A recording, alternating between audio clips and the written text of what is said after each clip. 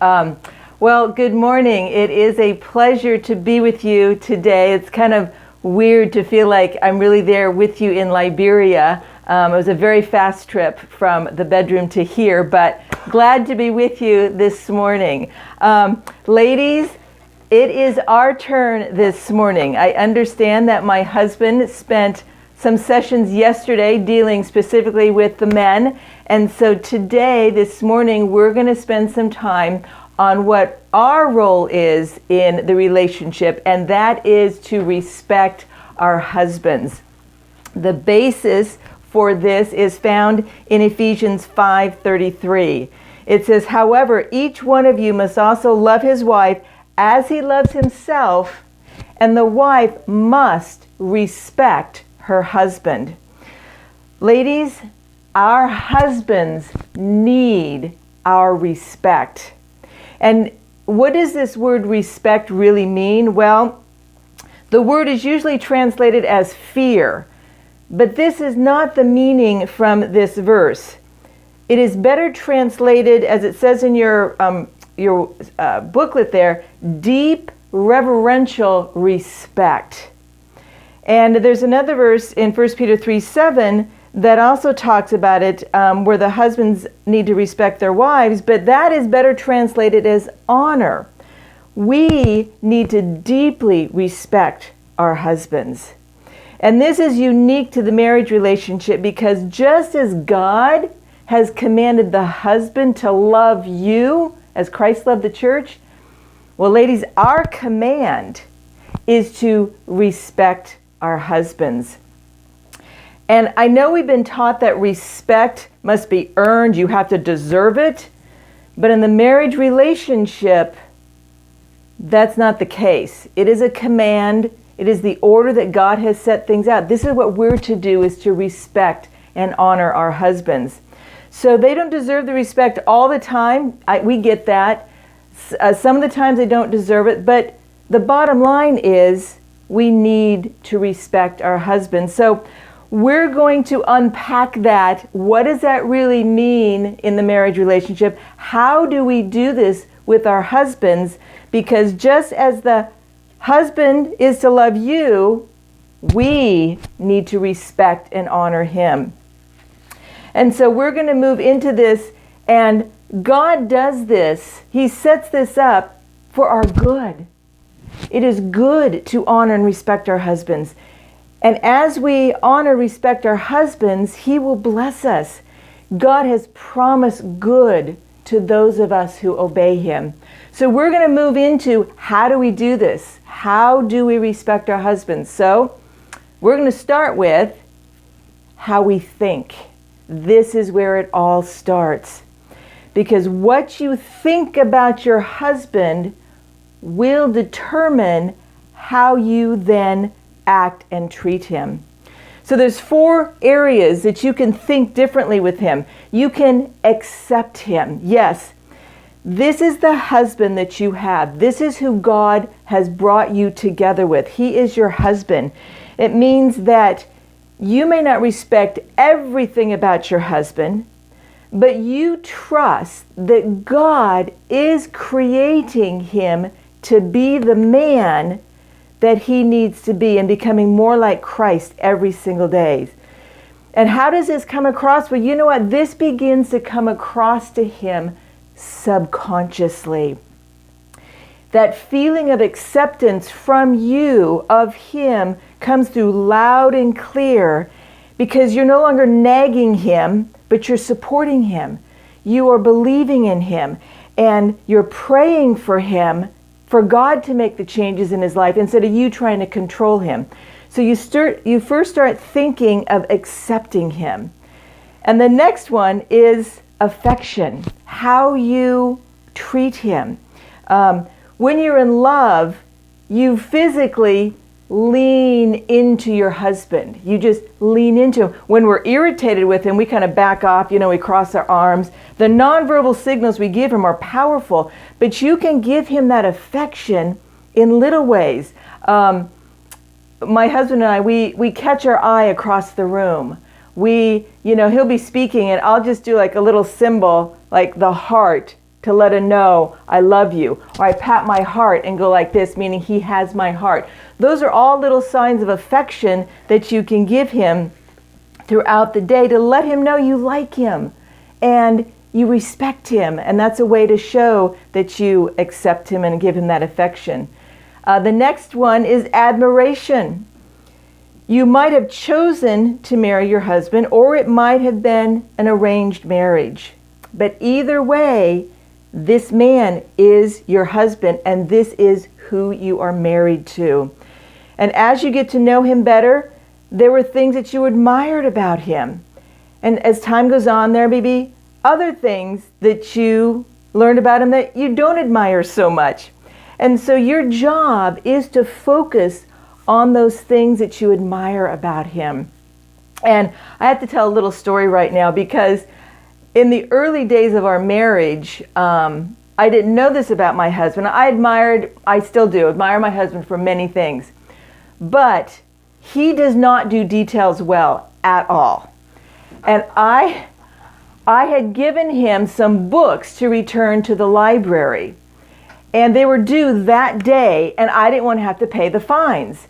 And so I gave them to him, and a week later, I discovered that the books were still in the car. I was not happy at all. And so I got very upset with him, and I realized early in my marriage I had a choice. I could either focus on the fact that he doesn't do details very well, or I could change. Now, I can't control my husband, so I changed. I decided he doesn't do details well, so I will return the books to the library. I'm not going to give him that responsibility.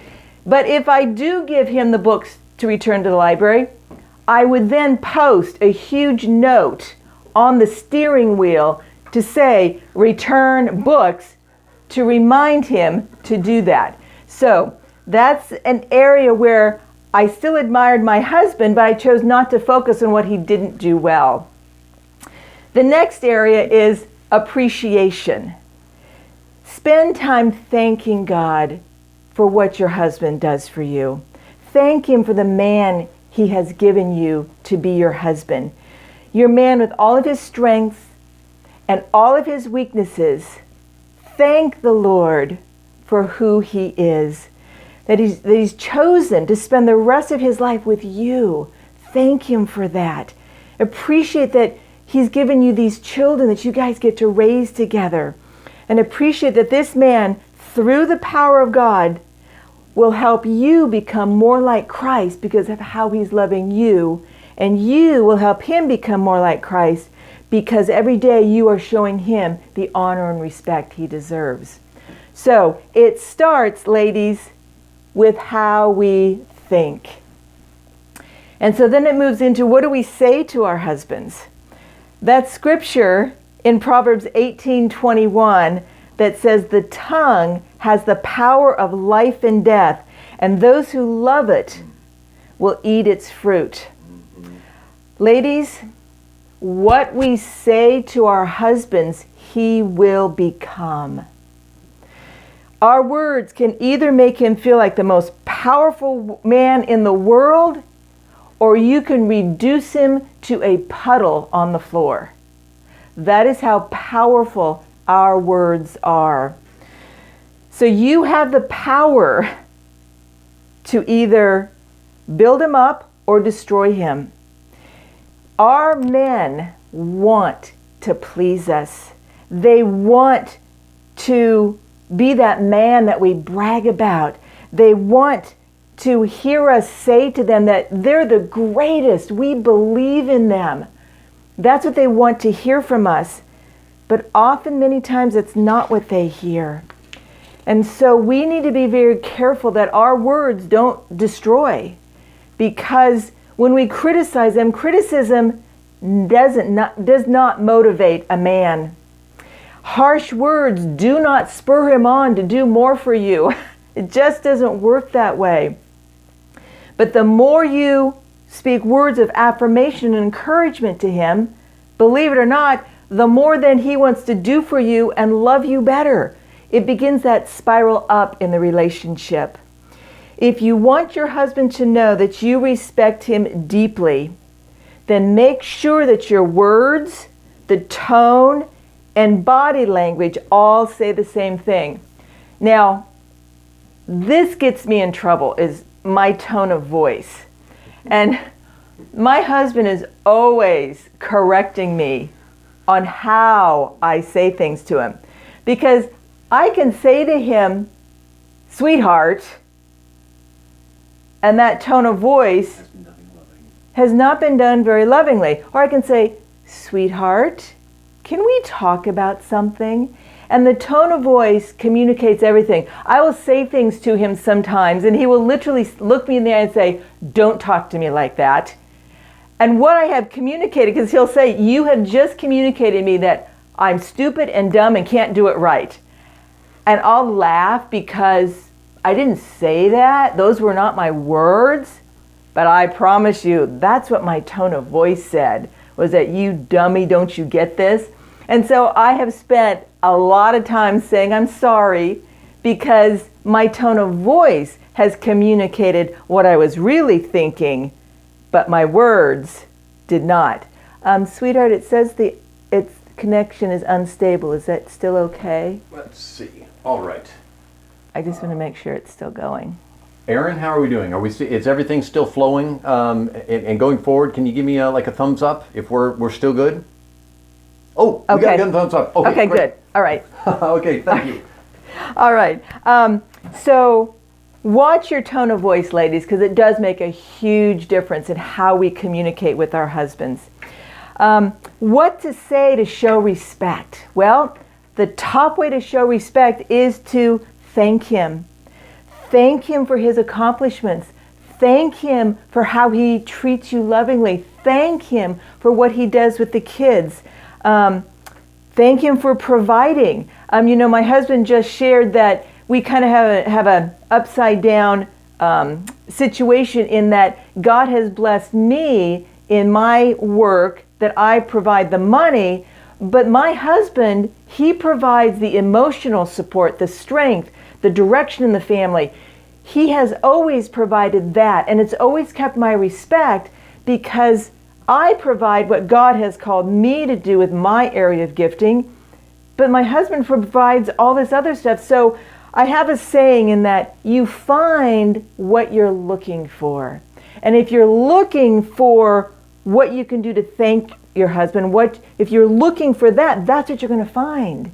If you're looking for things that he doesn't do right, that's what you're going to find. So be very careful in what you focus on and what you're looking for, because that's what you're going to discover. So the other way is to express your faith in him. Express to him that you believe in him, in what he's doing. Express that you have faith that God, with what God has called him to do. Continue to believe in him. Express that the kids look up to you and you are so proud of him.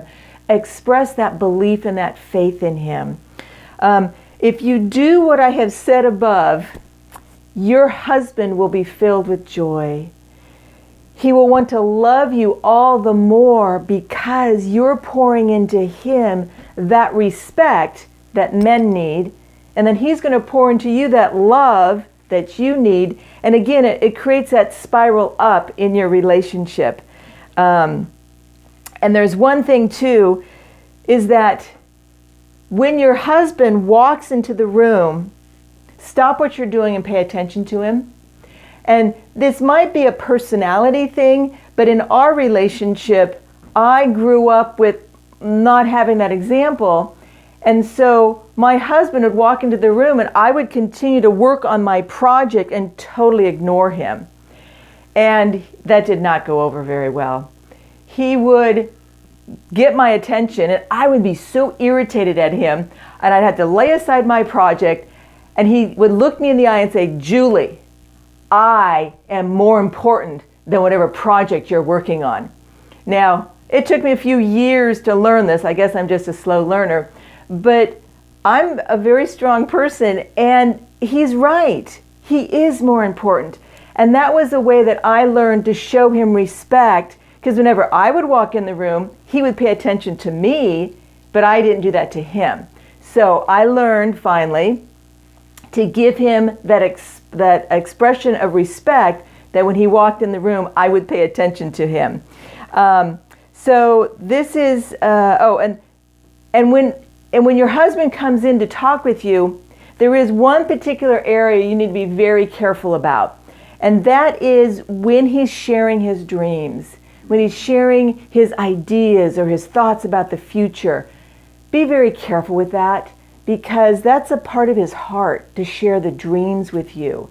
And there is a verse in Proverbs, and it says, the heart of her husband trusts in her. And ladies, we have to have and earn that trust sometimes, because we may have stomped on it in the past. And so we want to be very careful that we hold those dreams and listen to those. Don't laugh at them. You may think they were impossible, but you know what? We serve a God of the impossible. So be very careful when he shares those dreams. And so you may ask, so when do you do this? When do you thank him? Well, you know what? You do it in the morning when you wake up. You look for opportunities to do it throughout the day. When you speak with him on the phone, especially do it in front of the kids, so that your kids can see how you are treating your husband. They're going to learn from that. And why is it so important? Well, it's not only encouraging and helping him to grow into who he needs to be, but you know what? It's also giving an example, like I just said, to your kids. I have a saying, I have lots of sayings, but kids are not going to, they don't catch so much what is taught, but what is caught. I'm going to say that again. Children capture not what is taught to them, but what is caught. They're going to catch you speaking words of affirmation to your husband. They're going to catch you husbands treating your wives lovingly. That's what they're going to catch. And that's what they're going to carry into their relationships. Not what you may be teaching them, but what you just do as a normal course. That's what they're going to take into their adulthood. So you want to be especially careful to do this and treat your husband with respect in front of the children. What are going to be the results? Well, words cause change. Words have that impact. And so I lost my place. Hang on a second. You're fine. Okay. All right. So as I said earlier, words can do two things. They have the power to destroy, but they have the power to build up and encourage. And we want to choose, ladies, to build up and encourage, because God has this warning too for us and for everyone. In James 3:5, the tongue is a small part of the body, but it makes a great boast, because consider what a great forest fire is set on fire with a single spark. So our words have that power to encourage, but that power to destroy is also there. When we say mean, hurtful things, we really can reduce our husbands down to nothing in just a matter of about probably 15 or 20 seconds. And those hurtful words are like a knife wound. And a knife wound physically you can heal from in a couple of weeks. But the hurtful words that we may speak to our husbands that belittle them, that mock them, that make them feel so small, those words can last a lifetime. And so we need to be very careful, because we have the power to build up, or our words have that power to destroy. So ladies, we need to use our words wisely to build up and encourage our husbands. So that's what we think, and then the words we say, and then what we do. So we need to, as it says in Ephesians 5:22, wives, submit to your own husbands. Now, submission is an easy principle to accept, and for others this is a tremendous struggle. The idea of the wife submitting to the husband. Now I understand that my husband has covered submission in another session, so I'm not going to take any time to delve into that a little bit anymore, but that is a biblical principle upon which we have to use to guide our actions, ladies.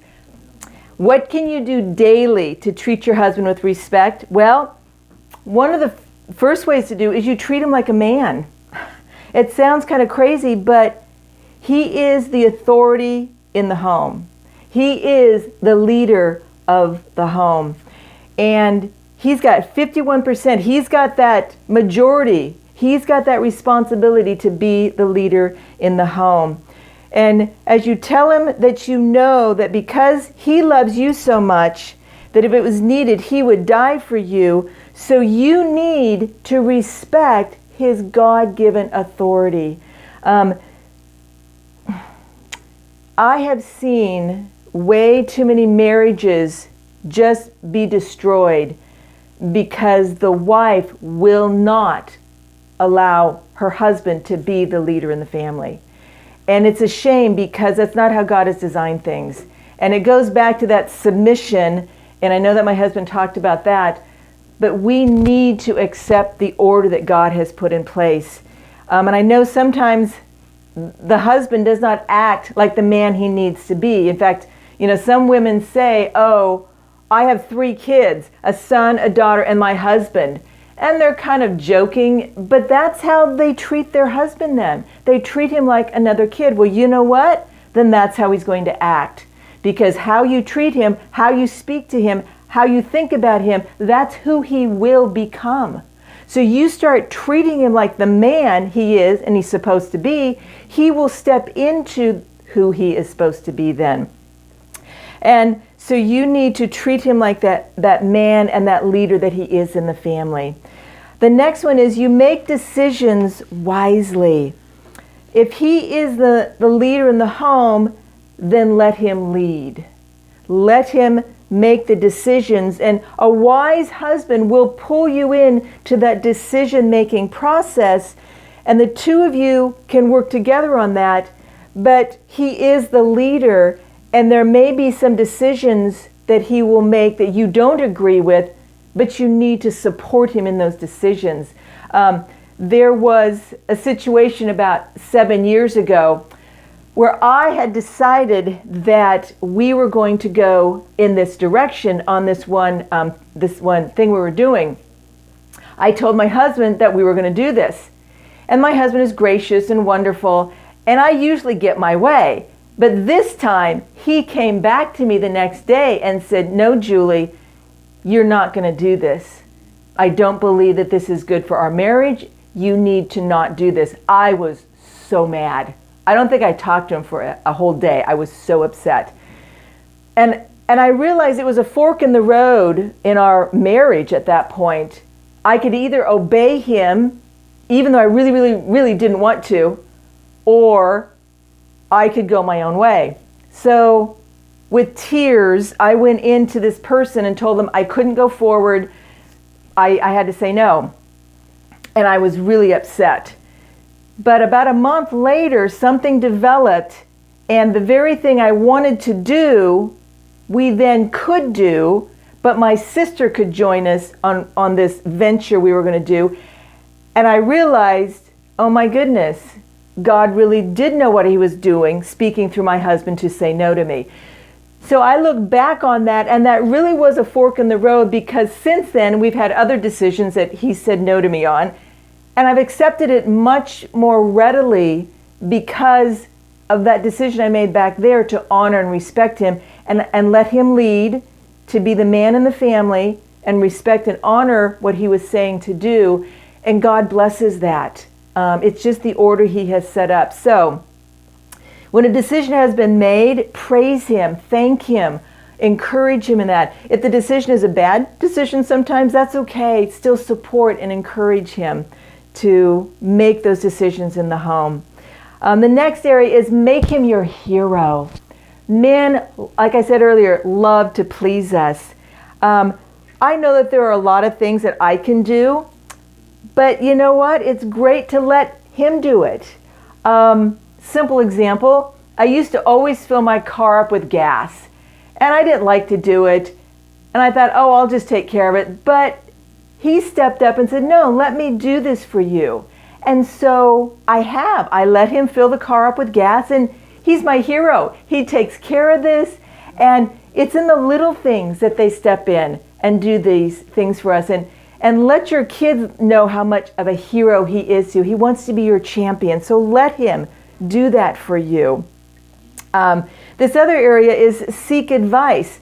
This is different than making decisions wisely, because seeking advice means you go to him to get his input, even though you think and you already have the answer. I already know what we should do. Why do I consult my husband? Well, ladies, our husbands bring a different perspective to things. They see things differently. And I have been surprised, but when I've sought my husband's advice on things, he has given me that different perspective. And this is something too that he's doing for me. He's protecting me. And so I'll want to do something. I'll say, I'm going to do this. And he goes, Julie, you know what? I don't think that's really wise, because have you thought of this? And again, he's right, because I hadn't thought of it, because I'm only looking from this little perspective. He broadens it out, and he's also watching out for me that I don't overcommit or say yes to too many things. And so seek their advice, because that's another way to show that you honor and respect them, and that you pull them into the decision-making process that you have to do with things that you're handling.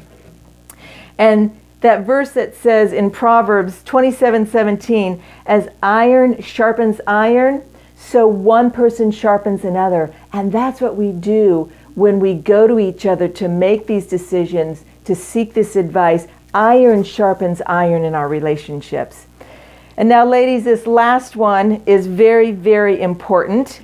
Make love well. On my wedding day, one of my closest friends came up to me and said, I have one piece of advice for you in your marriage. Make love well. As a new bride, I of course didn't quite understand what that meant, but this is so important that my husband has an entire session on sex in the marriage, and I understand he'll be doing that as the last session of the day. But I finally learned this truth, and it seems really basic, but it didn't get into my little head for like 18 years. But a man needs physically to make love often. He needs that physically.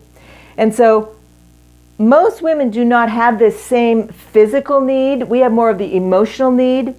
And it's very difficult for us to understand this. But a wife who refuses to make love to her husband is essentially saying to him that she doesn't respect or care about him, and in many ways is punishing him or controlling things by refusing to make love. That is not right. It is absolutely not right. But this understanding that they physically need to make love, like I said earlier, it took me about 18 years to really understand this truth. I was actually reading a book by Dr. Laura Schlesinger, and the book was called The Proper Care and Feeding of Husbands. And when I was reading that book, I finally got it. I finally understood why my husband always seemed to want to make love, and I didn't. I finally got it. It was a physical need. And from that point on, I changed. I accepted it. I moved into that place of accepting that he needed to make love well. And when a wife realizes a man's need for sex and determines to learn how to make love well, you reap incredible rewards. So ladies, this is a very important area that you can show respect and honor, is learning to make love well. So we've covered a lot. I'm going to move into another area, and that is what a wife says to others. This session is in this particular area for women and not for men, because men usually don't get with their buddies and hang out and talk. They just don't. Women, we like to talk. and we like to talk a lot. In fact, that's one of the things that this book I read said. The best thing you can do for your marriage is have a really good girlfriend who can listen to all the details that we want to go through. But we have to be careful what we say to others, because our husband's reputation can thrive or die sometimes with the words that we speak. So we are, as a wife, we are godly women, and godly women are trustworthy. That reputation is in your hands with the words you speak to others. So we need to be very careful what we say. A godly woman is protective. They want to protect their husband's reputation. They need to defend him and proactively protect him. That even if someone is criticizing their husband, they can graciously listen, but then bring up things that he does right and build him up in the eyes of others. A godly woman is complimentary. You know what he does right, so brag about your husband. Let others know what he does for you and your children, your friends. So that's what you need to do. This is what you need to not do, okay? You need to not second guess him. And what I mean by second guessing is that it's one thing to give that advice when they ask for it. It's another thing to always correcting him and telling him he's doing it wrong. So I think a really good example of this is parking spots. When my husband and I go out, we'll pull into a parking lot and I will see the spot I think he should park in. He, of course, has seen a different spot. So when he goes to park in his spot, I'll say, no, park over there. But really, ladies, does it make any difference what spot he parks in? No. Our husbands do things differently than we do. And I've had to learn to not try to control him as much, which is the next section, by telling him and second guessing what he does, because he sometimes sees things that I don't, and that's why he's chosen to do what he's doing. So I've backed off and I try not to control him, which is the next area, is controlling them. We should not control our husbands to the point that they don't feel like they can do anything. The woman who takes control without talking things over with her husband is undermining his authority in the household, the leadership in the family, and it destroys the family. Strong women who always want to be in control, those are the marriages that I've seen just implode. Believe it or not, my husband and I are both very controlling individuals, and you'll get more of this in our next session that we're going to be doing together. And this can be a wonderful thing in the relationship, or it can be absolute havoc, because both controlling individuals want to control. But we've learned to find those areas where we're gifted at, and so I'll handle certain areas and my husband will handle different areas, because we're both gifted in those areas. The ones in the middle, those are the ones we talk about.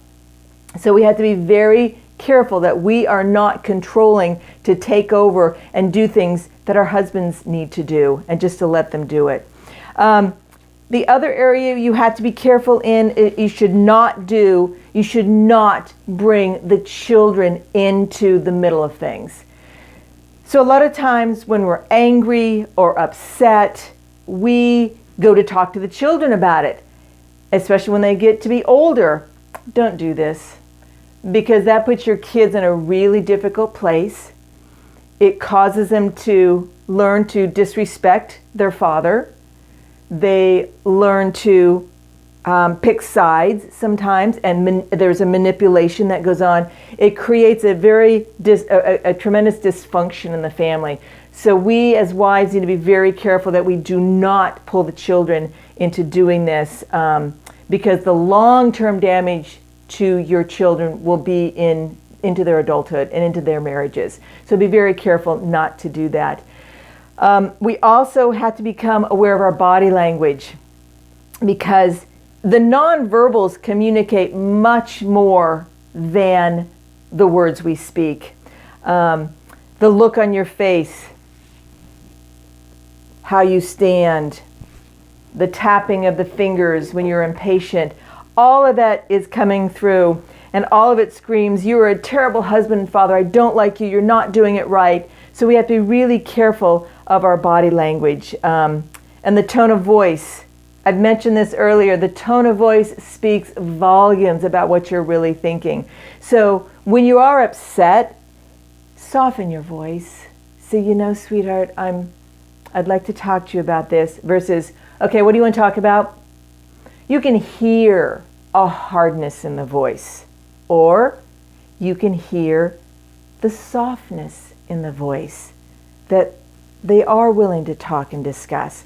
So we need to watch our tone of voices.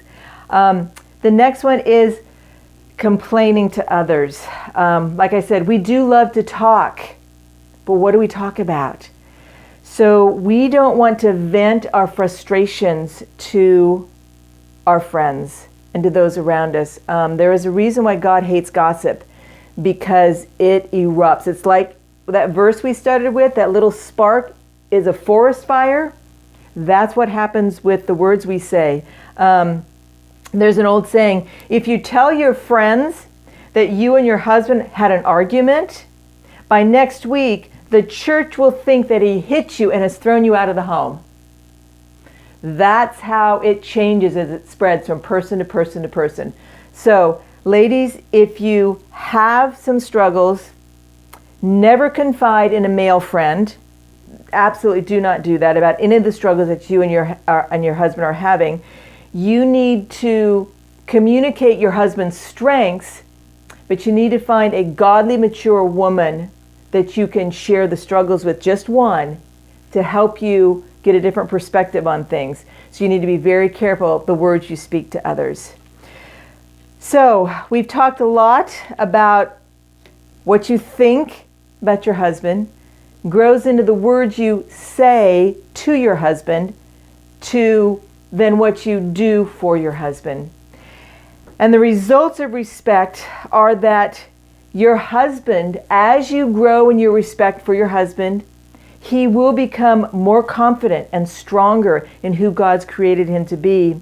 He will begin to be comfortable in his masculinity, so that he will be able to focus on becoming loving and tender. And especially if he's attended the seminar and heard my husband's sessions, he'll be able to become much more loving to you as the wife.